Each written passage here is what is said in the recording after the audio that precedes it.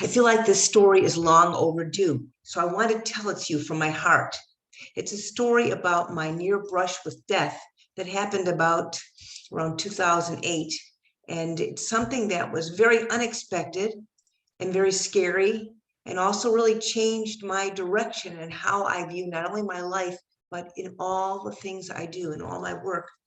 Because when you feel like you might not live to the next day, you view everything differently. And the way it all happened was so unusual. We were on a family vacation in Colorado for a cousin's wedding, and it was the last day before we were to return home.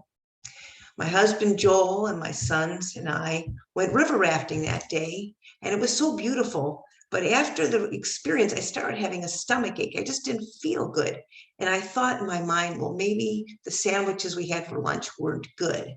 So that persisted, that negative, queasy, aching stomach went on throughout the whole evening. I couldn't eat really much at all for dinner. And that night in the hotel room, I was sick, violently ill in the bathroom. So finally, after about 4 hours in the bathroom, at 2:30 in the morning, I woke Joel and said, I have to go to the emergency room. I can't take it anymore. And in my mind, the only thing I could think of was, I must have food poisoning. That's the only thing that I could associate with that kind of pain. But it wasn't food poisoning. And ironically, just a few years before that, my colleagues and I had created a national award-winning patient safety video called Things You Should Know Before Entering the Hospital. And one of the key tips was, when you're in pain, you don't think clearly. You need an advocate by your side who can think clearly and help you. Well, my husband was my advocate, but he wasn't thinking clearly either. When we got to the hospital, I just told the people there that I thought I might have food poisoning. They gave me some pain pills and they didn't investigate the pain.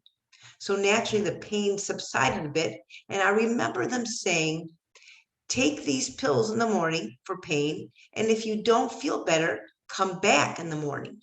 And I also remember saying to them, well, I have a flight back home to Chicago tomorrow, so I don't know how I'm going to do that.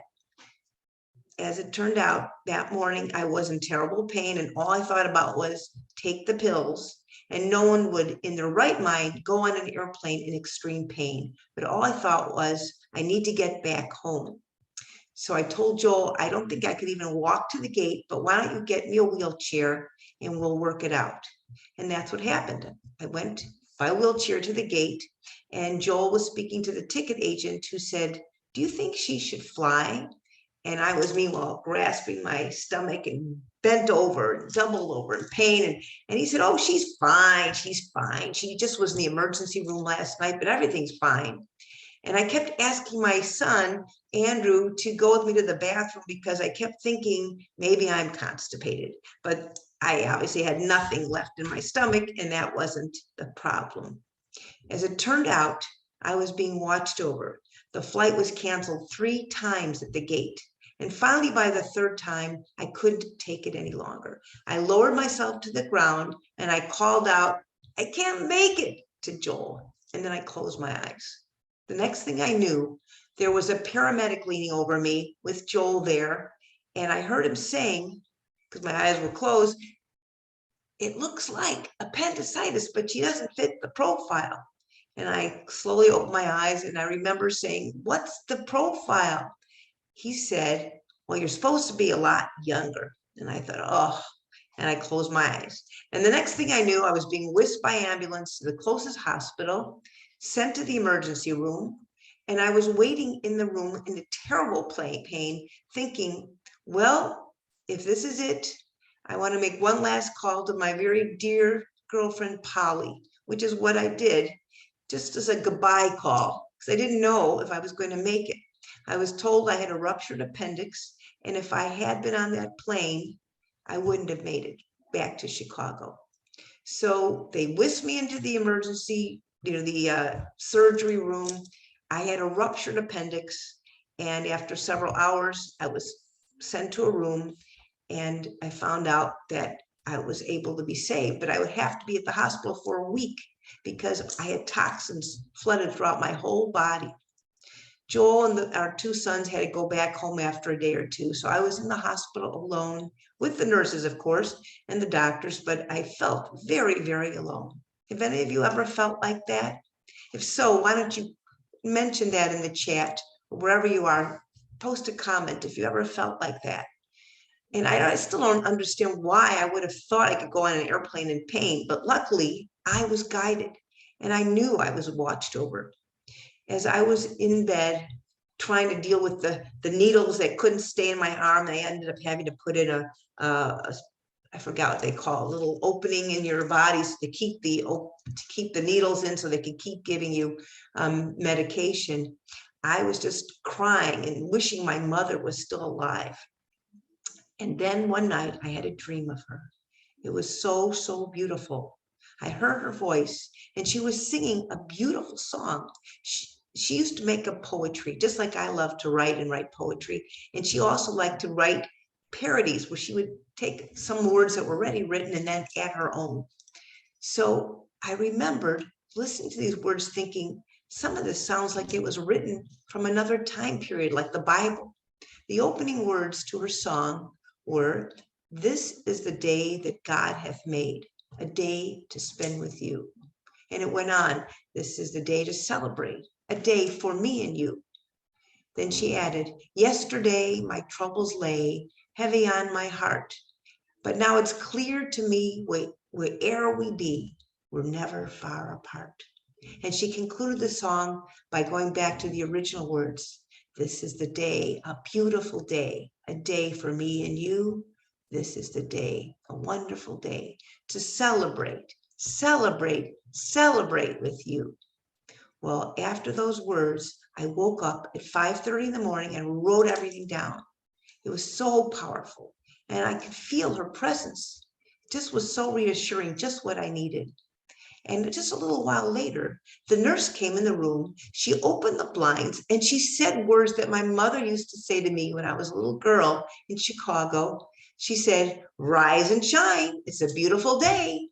And my mother used to always say, "Rise and shine. It's a beautiful day in Chicago." Of course, we were in Colorado, but I thought, wow, what synchronicity. How common could that be that someone would say the exact words? So I knew that there was a meaning for all of this to happen. In fact, she came back in another dream where she and my husband's grandmother were sitting at a little table drinking coffee. And as I went down some stairs, as if I was a kid going down to sneak and look at my parents, but it was my mom and my husband's grandmother, they looked at me and shooed me to go back to bed. Well, after that experience, I knew there had to be a reason that I'm still here on earth. And that reason, I feel very strongly, is because I need to get out more positive stories from everyone out there who has something important to say that will be uplifting, inspiring, empowering, and transformative. We all have stories. And the sad thing is that most of us don't get a chance to get those stories out into the world. So as a result of that very, very powerful experience, I ended up changing my company name from Park Avenue Productions and Park Avenue Marketing to Difference Makers Media. It really reinforces the message that I want to help people make a bigger difference through their story. So that's really the reason behind my company's name change and behind my passion to bring out more positive stories. If you have some reason to get out your stories to a bigger audience, I would love to hear from you. I'm going to create a free webinar on June 30th from 7 to 8:15 Central Standard Time, and you'll be getting the details soon. If you're interested, please put your name and email in the comment stream. The title of our program is going to be "The Power of Your Story, How to Attract Six-Figure Donations and More." Because after that experience, I did help a nonprofit attract a six-figure donation for their funding. And I've gone on to help many nonprofits be able to make significant improvements in their bottom line.